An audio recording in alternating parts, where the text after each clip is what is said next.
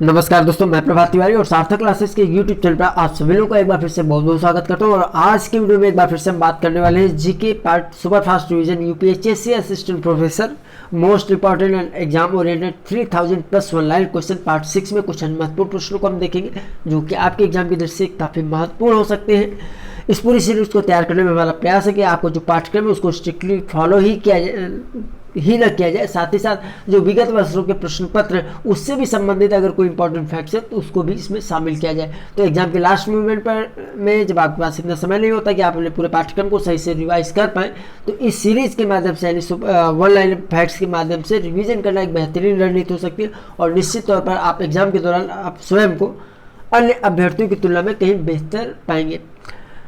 ये सभी फैक्ट्स चूँकि मिक्सिंग में है, अगर आप टॉपिक वाइज पढ़ना चाहते हो तो उसके लिए आप सार्थक क्लासेस ऐप को गूगल प्ले स्टोर से डाउनलोड करके स्टोर सेक्शन विजिट कर सकते हैं, जहाँ पर आपको e book, online test series और कंप्लीट कोर्स जैसे अलग अलग विभिन्न रूप से जो कोर्स हैं वो आपको मिल सकते हैं, जहाँ से भी आप अपनी तैयारी कर सकते हैं। तो चलिए स्टार्ट करते हैं आज का वीडियो। और यदि आप सार्थक क्लासेस यूट्यूब चैनल को पहली बार विजिट कर रहे हैं तो आपको बता दें यूपीएचएससी असिस्टेंट प्रोफेसर की प्रिपरेशन के लिए सार्थक क्लासेस पर देखिए सार्थक क्लासेस पर करीब 700 के आसपास वीडियोस अपलोड हैं आज की डेट में, जिनमें से 500 से अधिक वीडियोस यूपीएचएससी असिस्टेंट प्रोफेसर जी के पार्ट से ही संबंधित है। तो सभी वीडियोज आप प्लेलिस्ट में जाके देख सकते हैं। और चलिए स्टार्ट करते हैं। पहला पॉइंट देखते हैं, भारतीय संविधान द्वारा राष्ट्रपति को निम्नलिखित 3 आपातकालीन शक्तियां प्रदान की गई। और ये शक्तियां कौन कौन सी? तो अनुच्छेद 352 के अंतर्गत राष्ट्रीय आपातकाल, अनुच्छेद 356 के अंतर्गत राज्यों में राष्ट्रपति शासन और अनुच्छेद 360 के अंतर्गत वित्तीय आपातकाल।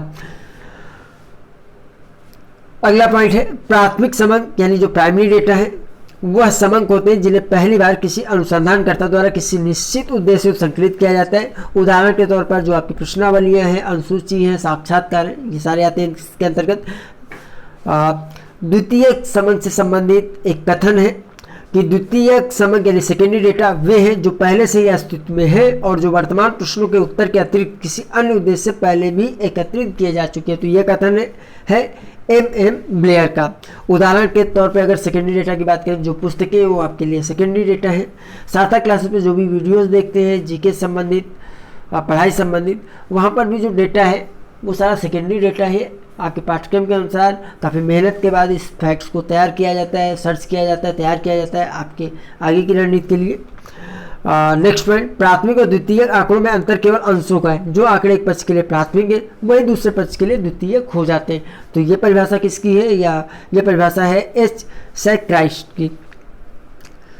अगला पॉइंट, प्राथमिक समंकों में यानी प्राइमरी डेटा में मौलिकता होती है क्योंकि ये अनुसंधानकर्ता द्वारा स्वयं एकत्रित किए जाते हैं, जबकि जो द्वितीयक समंक है उनमें मौलिकता का अभाव होता है।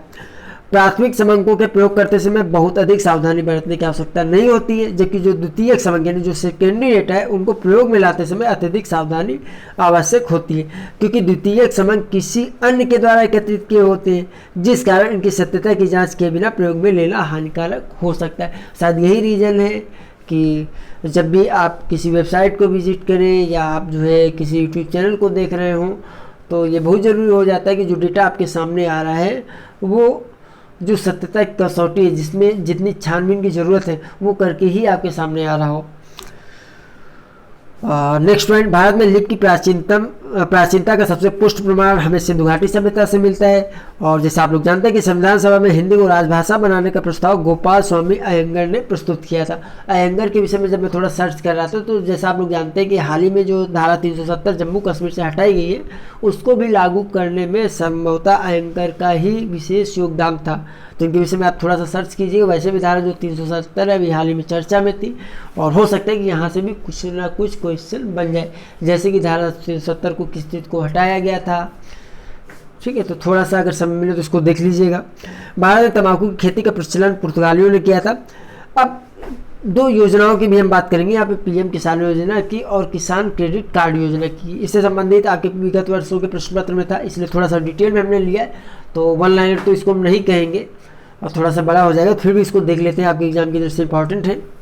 पीएम किसान योजना भारत सरकार से 100% वित्त पोषण के साथ एक केंद्रीय क्षेत्र की योजना है और इस योजना को 1 दिसंबर 2018 को लागू किया गया था। इस योजना के तहत सभी किसान परिवारों को 6,000 रुपये प्रतिवर्ष आय की सहायता दी जाती है और यह सहायता जैसा आप लोग जानते हैं कि 2-2 हज़ार रुपये की किस्त में आती है। योजना के लिए परिवार की परिभाषा की अगर बात करें तो इसमें जो परिवार की परिभाषा है वह पति पत्नी और उनके नाबालिग बच्चे, यानी परिवार में पति पत्नी और उनके नाबालिग बच्चों को शामिल किया जाएगा। राज्य सरकार और केंद्र शासित प्रदेश का प्रशासन उन किसान परिवारों की पहचान करेगा जो योजना के दिशा निर्देशों के अनुसार समर्थन के पात्र हैं। तो ये पात्रों की पात्रता की जाँच करना, उनको संकलित करने, उनसे संबंधित जो डेटा है कलेक्ट करने का कार्य जो है राज्य और केंद्र शासित राज्यों का है। फंड जो होगा वो सीधे लाभार्थियों के बैंक खातों में स्थानांतरित किया जाता है और योजना के लिए विभिन्न श्रेणियां भी बनाई गई है, यानी विभिन्न बहिष्करण श्रेणियां भी हैं। माइक्रो प्रोसेसर का आविष्कार इंटेल द्वारा किया गया था 1970 में। किसान क्रेडिट कार्ड योजना, पीएम किसान योजना की हमने बात कर ली, तो किसान क्रेडिट कार्ड योजना के विषय में कुछ फैक्ट देख लेते हैं। तो जो किसान क्रेडिट कार्ड योजना है इसको अगस्त 1998 में प्रारंभ किया गया था और इसका जो उद्देश्य था वह था सरलीकृत कार्यविधि के जरिए आकस्मिक व्ययों एवं सहायक गतिविधियों से संबंधित व्ययों की पूर्ति के अलावा किसानों को अपनी उत्पादन ऋण आवश्यकताओं, खेती संबंधित जो व्यय है उससे उनके लिए की पूर्ति के लिए समय पर पर्याप्त ऋण देना, जिससे आवश्यक होने पर उधारकर्ता ऋण ले सके। किसान क्रेडिट कार्ड से किसान अपनी फसल का बीमा भी करवा सकते हैं जिससे किसी भी कारण से अपनी फसल नष्ट होने पर उनको मुआवजा भी दिया जा सके। इतना नहीं, किसान क्रेडिट कार्ड योजना के अंतर्गत कार्ड धारक को व्यक्तिगत दुर्घटना बीमा कवर भी प्रदान किया जाता है। पात्रता की बात करें तो देखिए, पात्रता सभी किसान, चाहे वो व्यक्तित्व हो, संयुक्त उधारकर्ता हो जो स्वयं खेती कर रहे हो, काश्तकार किसान हो, मौखिक पट्टेदार हो, बटाईदार हो, स्वयं सहायता समूह हो या काश्तकार किसान हो, बटाईदार हो, इन सभी को जो है किसान क्रेडिट कार्ड योजना के अंतर्गत शामिल किया जाएगा या किया जाता है। अब यहाँ पर जो ऋण दिया जाता है उसमें ब्याज की बात कर लें तो देखिए 3 लाख रुपए तक 7% ब्याज है। लेकिन इसमें एक फैक्ट और भी है कि जो ये 7% ब्याज है 3 लाख रुपए तक का जो लोन है, अगर इसका समय पर भुगतान कर दिया जाता है, समय पर वापस कर दिया जाता है तो इसके ब्याज में 3% की छूट भी शामिल है, यानी किसान को 3% की छूट भी मिल जाती है। अर्थात 3 लाख रुपए तक का अगर ऋण लिया है किसी किसान ने और उस ऋण को वो समय पर वापस कर देते हैं तो उन्हें जो है 4% ही ब्याज देना होगा। और 3% से अधिक की अगर बात करें तो ये दर समय समय पर निर्धारित की जाती है, तो इसीलिए यहाँ पर लिखा हुआ है 3 लाख से अधिक पर, जैसा कि समय समय पर प्रयोग जो है। तो कुछ फैक्ट थे। देखिए, इंग्लिश मीडियम वाले जो अभ्यर्थी हैं अगर उन्हें कोई दिक्कत हो, इंग्लिश वर्जन यहाँ पे दिया गया है ट्रांसलेशन। हालांकि ट्रांसलेशन में हो सकता है कहीं मिस्टेक हो, थोड़ा सा जल्दबाजी में भी किया जाता है ट्रांसलेशन। और दूसरा रीज़न है कि जैसा आप लोग जानते हैं कि हमारा जो बौद्धिक स्तर थोड़ा आपसे कम है, तो हो सकता है ह्यूमन बीइंग के नाते गलती हो, तो प्लीज़ उसे आप इग्नोर कर दीजिएगा। भारत में सबसे अधिक 1% वाला राज्य की अगर बात करें तो मिजोरम है, जबकि भारत में सबसे अधिक वन क्षेत्र वाले राज्य की अगर बात कर लें हम तो मध्य प्रदेश है। तो जब भी वन क्षेत्र से संबंधित क्वेश्चन है तो आप देख लीजिएगा प्रतिशत की बात की जा रही है, क्षेत्रफल की बात की जा रही है। राष्ट्रीय कृषि आयोग ने 1976 में ईंधन, चारा, लकड़ी और छोटे मोटे वन उत्पादों जो बहुउद्देशीय प्रकार थे की पूर्ति करने वाले पेड़ लगाने के कार्यक्रम के जरिए सामाजिक वानिकी शब्द का प्रयोग किया था। यानी सामाजिक वानिकी शब्द का प्रयोग राष्ट्रीय कृषि आयोग द्वारा सर्वप्रथम 1976 में किया गया था। भारत में सामाजिक वानिकी को सर्वप्रथम 6वीं पंचवर्षीय योजना के दौरान 20 सूत्री कार्यक्रम, आप लोगों को मालूम होगा कि 6वीं पंचवर्षीय योजना के दौरान 20 सूत्री कार्यक्रम आए थे। तो इस 20 सूत्री कार्यक्रम के जो पॉइंट 12 पर था वहाँ पर जो है भारतीय सामाजिक वानिकी का उल्लेख था। तो इस तरीके से भारत में सामाजिक वानिकी को सर्वप्रथम 6वीं पंचवर्षीय योजना के दौरान 20 सूत्री कार्यक्रम में अपनाया गया था। इसके अंतर्गत निम्न 3 प्रमुख कार्यक्रम थे। कौन कौन से कार्यक्रम? पहला था बंजर भूमि में मिश्रित बागान लगाना, दूसरा नष्ट हुए वनों में पुनः वनारोपण करना और तीसरा सुरक्षा पेटियां बनाना। कृषि वैज्ञानिकों के द्वारा सामाजिक वानिकी को मुख्यतः 3 वर्गों में विभक्त किया गया है। कौन कौन से? पहला कृषि वानिकी, दूसरा शहरी वानिकी और तीसरा ग्रामीण वानिकी। वर्ष 1971 में यूरोपीय कृषि संगठन द्वारा 21 मार्च को प्रतिवर्ष विश्व वानिकी दिवस के रूप में मनाए जाने का फैसला किया गया था।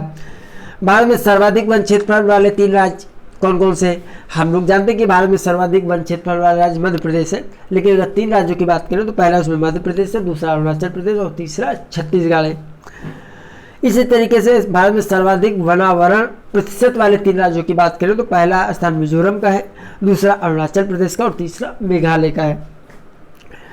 परिवारों उपभोक्ताओं द्वारा सौर ऊर्जा के उत्पादन और उपयोग को प्रोत्साहित करने वाली प्रणाली को हम नेट मीटरिंग के नाम से जानते हैं। नेट मीटरिंग कहीं ना कहीं किसी पिछले पेपर में आपके पूछा गया था, तो देख लेते हैं नेट मीटरिंग होती क्या है। तो नेट मीटरिंग एक तरह का बिलिंग सिस्टम है जो सोलर पैनल द्वारा उत्पन्न बिजली मापता है, साथ ही सोलर प्लांट से ग्रिड में जाने वाली और घर में खपत होने वाली बिजली का भी हिसाब किताब रखता है। नेट मीटरिंग के लिए सोलर सिस्टम के साथ एक मीटर लगाया जाता है और इस मीटर को जो बिजली कंपनी है उनके द्वारा उपलब्ध कराया जाता है। भारत में संविधान का अभिरक्षक माना जाता है, जैसा आप लोग जानते हैं भारत का उच्चतम न्यायालय। कुछ लोग उच्च न्यायालय और उच्चतम न्यायालय में कंफ्यूज रहते हैं। तो उच्चतम न्यायालय का मतलब है सुप्रीम कोर्ट और जैसा आप लोग जानते हैं उच्च न्यायालय का मतलब हाई कोर्ट। वर्ष 1956 या 57, देखिए यहाँ पे 1956 और 57 क्यों मैंने लिखा मैं अभी आपको बता दूं, पहले पूरा फैक्ट्स पढ़ लेते हैं क्या है। वर्ष 1956 या 57 में योजना आयोग द्वारा सामुदायिक विकास कार्यक्रम, यानी वर्ष 1992 में आई थी सामुदायिक विकास कार्यक्रम योजना, और राष्ट्रीय विस्तार सेवा कार्यक्रम जो कि वर्ष 1953 में आई थी, के अध्ययन के लिए बलवंत राय मेहता समिति का गठन किया था। और नवंबर 1957 में समिति ने अपनी रिपोर्ट सौंपी जिसमें त्रिस्तरीय पंचायती राज व्यवस्था ग्राम स्तर, मध्यवर्ती स्तर और जिला स्तर पर लागू करने का सुझाव दिया गया। तो यहाँ पे देखिए मैंने ये क्यों लिखा है बलवंत राय मेहता समिति से संबंधित 1956 या 57 में गठन का, क्योंकि जब ये फैक्ट मैं सर्च कर रहा था तो इतनी बार मुझे 1956 और इतनी बार मुझे 1957 मिला कि मैं डिसीजन ही नहीं ले पाया कि इसमें सही क्या होगा। तो आपके पास जो डेटा हो उसके आधार पर आप देख लीजिए। तो बलवंत राय मेहता जो समिति है इसका गठन किया गया था 1956 या 57 में। तो किया गया था तो सामुदायिक विकास कार्यक्रम 1952 और राष्ट्रीय विकास सेवा कार्यक्रम 1953 के अध्ययन के लिए। और नवंबर 1957 में बलवंत राय मेहता समिति ने अपनी रिपोर्ट दी थी जिसमें त्रिस्तरीय पंचायती राज व्यवस्था की अनुशंसा की थी। और ये त्रिस्तरीय जो राज व्यवस्था थी ये थी ग्राम स्तर, मध्यवर्ती स्तर और जिला स्तर। बलवंत राय मेहता को पंचायती राज का वास्तुकार और भारत में पंचायती राज का जनक भी कहा जाता है। विभिन्न औद्योगिक क्षेत्रों में सरकारी निवेश का मिश्रण निर्देशित करता है संविभाग संगठन। श्रीदेव विमेश्वर मंदिर पंचायतन शैली का प्रमुख मंदिर है जो कि रत्नागिरी महाराष्ट्र में स्थित है। और पंचायतन मंदिर रचना की एक शैली जिसमें 4 कोनों में सहायक मंदिर और मुख्य मंदिर बीच में होता है। सत्यमेव जयते मुंडक उपनिषद से लिया गया है जिसका शाब्दिक अर्थ होता है सत्य से ही विजय होती है। कच्छ की रण की दलदली भूमि में लुप्त हो जाने वाली नदी है लूनी नदी। भारत में संपदा कर पहली बार लागू किया गया था 1957 में। और भारत की प्रथम जनगणना जो कि एक तरीके से आंशिक जनगणना थी 1872 में हुई थी। के समय गवर्नर जनरल कौन थे? तो मेयो थे, यानी मेयो के समय में पहली जनगणना हुई थी, पहली आंशिक जनगणना 1872। जबकि भारत की प्रथम नियमित और संपूर्ण जनगणना 1881 में हुई थी और उस समय जो गवर्नर जनरल थे भारत के वो रिपन थे। 1951 में हुई स्वतंत्र भारत की प्रथम जनगणना में शामिल कुल प्रश्नों की संख्या कितनी थी? 14 थी।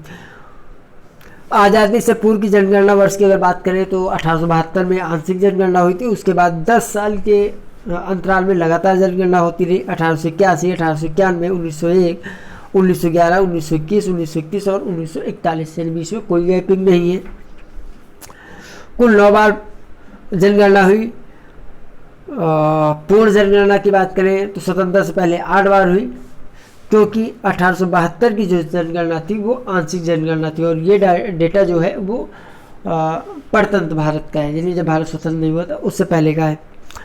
1911 और 1921 के मध्य जनसंख्या में गिरावट आई थी और इसका प्रमुख कारण था स्पेनिश फ्लू महामारी। स्पेनिश फ्लू महामारी जैसा आज के समय में हम लोग देख रहे हैं कि कोविड का कितना प्रकोप है और कितनी सारी समस्याओं का सामना करना पड़ा है। उस समय तो इतनी अच्छी टेक्नोलॉजी भी नहीं रही थी, तो उस समय क्या कंडीशन होगी उसका रही होगी इसका आप अनुमान लगा सकते हैं। भारत में कुल संचित भंडार का लगभग 96% जो कोयला है वो गोंडवाना काल का है। तैराकी जगत की विशिष्ट प्रतिभा जिसे स्वर्ण परी कहा जाता है शिखा टंडन ने। सरदार वल्लभ भाई पटेल को सरदार की उपाधि से सम्मानित किया गया था। बारदोली आंदोलन के दौरान बारदोली की महिलाओं ने बारडोली सत्याग्रह वर्ष 1928 में हुआ था और ये प्रमुख किसान आंदोलन था और इसका नेतृत्व वल्लभ भाई पटेल ने किया था।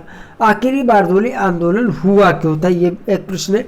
तो बारडोली आंदोलन का प्रमुख कारण था कि 1928 में जो वहाँ की प्रांतीय सरकार थी उसने किसानों पर 30% की जो किसानों पर कर था, लगान था, उसकी 30% तक बढ़ोतरी कर दी थी। यानी जो भी जो कर था वो काफ़ी हैवी कर दिया था, जिसके विरोध में बारडोली में सरदार वल्लभ भाई पटेल के नेतृत्व में आंदोलन किया था वहाँ की जनता ने। और उसके बाद अंग्रेज़ों को विवश होकर जो है एक जांच कमेटी उन लोगों ने बैठाई थी। उसकी रिपोर्ट के आधार पर उस जांच कमेटी ने पाया कि 30% का जो कर है या लगान है ये उचित नहीं है और इसको घटाकर 6% कर दिया गया था। चचाई जल प्रताप रीवा जिले में बिहार नदी पर स्थित है। बेतवा नदी को जैसे आप लोग जानते हैं मध्य प्रदेश की गंगा नदी भी कहा जाता है। और गौतम बुद्ध का शाही घोड़े का नाम था कंथक। और डॉक्टर अंबेडकर जी की देखिए बहुत सारी पत्रिकाएं और पुस्तकें हैं और एग्जाम में कोई ना कोई पत्रिका या पुस्तक आ जाती है। तो कुछ सिद्ध जो पुस्तकें हैं उनको मैंने संकलित करने का प्रयास किया, उस पर एक नज़र डाल लेते हैं। सबसे पहले पत्रिकाओं की अगर बात करें तो बहिष्कृत भारत और जनता, ये दोनों साप्ताहिक पत्रिकाएँ थी। इसके अतिरिक्त ब्रिटिश भारत में प्रांतीय वित्त का उद्भव, ब्रिटिश भारत में साम्राज्यवादी वित्त का विकेंद्रीकरण, रुपए की समस्या, उद्भव और समाधान। तो वित्त से संबंधित ये कुछ पुस्तकें हैं, 3 पुस्तकें हैं डॉक्टर अम्बेडकर की। यानी पहली ब्रिटिश भारत में प्रांतीय वित्त का अभ्युदय, ब्रिटिश भारत में साम्राज्यवादी वित्त का विकेंद्रीकरण, रुपए की समस्या, उद्भव और समाधान। भारत का अन्य पे देखिए और भी कुछ पुस्तकें, भारत का राष्ट्रीय संघ बनाम स्वतंत्रता, पाकिस्तान पर विचार, ये कुछ देश से संबंधित लग रही हैं तो उस तरीके से मैंने अलग कर दिया इनको। जात से संबंधित बहुत सारी पुस्तकें लिखी हैं तो उनमें से कुछ है शूद्र कौन और कैसे, जात का उच्छेद, और भारत में जातियां और उनका मशीनीकरण, श्री गांधी और अछूतों की विमुक्ति, कांग्रेस और गांधी ने अछूतों के लिए क्या किया। तो ये कुछ जात से संबंधित पुस्तकें थी। कुछ अन्य पुस्तकें उन पर भी एक नज़र डाल लेते हैं। राणा डे गांधी और जिन्ना, भारत में लघु कृषि और उनके उपचार, महाराष्ट्र भाषाई प्रांत, भगवान बुद्ध और उनका धर्म। तो ये कुछ प्रमुख पुस्तकें हैं डॉक्टर अम्बेडकर जी के। अगर कोई भी पुस्तक आएगी, पत्रिका आएगी, तो मुझे उम्मीद है कि इनमें से आपका काम चल जाएगा। हालांकि जो मैं देख रहा था अम्बेडकर जी ने लगभग 64 विषयों में जो है स्नातक या स्नातक किया था, स्नातक किया था 64 विषयों में, जो मुझे फैक्ट्स मिल रहा था। लेकिन कितना सही है वो आप लोग सर्च कर लीजिएगा।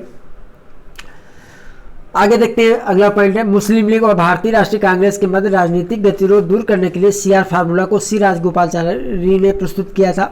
प्रथम और तृतीय गोल में सम्मेलन में कांग्रेस के किसी भी प्रतिनिधि ने भाग नहीं लिया था, जबकि द्वितीय गोल में सम्मेलन में कांग्रेस का प्रतिनिधित्व था। सभी द्रविड़ भाषा परिवारों की जननी माना जाता है तमिल भाषा को। और भारत की प्रतिनिधि संस्थाएं, भारत परिषद अधिनियम 1861 के अंतर्गत प्रारंभ हुई थी। भारत में इस्लाम का आगमन 8वीं शताब्दी में अरब व्यापारियों के साथ हुआ था। और लोकसभा अध्यक्ष अपनी शपथ एक संसद सदस्य के रूप में लेते हैं, अध्यक्ष के रूप में नहीं। तो ये आज की वीडियो के 50 पॉइंट थे। देखिए जब भी आप वन लाइनर देख रहे हैं तो आप रिवीजन जरूर कर लीजिएगा। शुरू की वीडियो में रिवाइज भी करा देता था और इसमें रिवीजन करने के लिए आपको कुछ नहीं करना, एक बार फिर से वीडियो को रीस्टार्ट कर लेना और आप आसानी से रिवाइज कर सकते हैं। तो आज के वीडियो में इतना ही। हम आपसे फिर मिलते हैं अगले वीडियो में कुछ नई जानकारी के साथ। तब तक के लिए नमस्कार।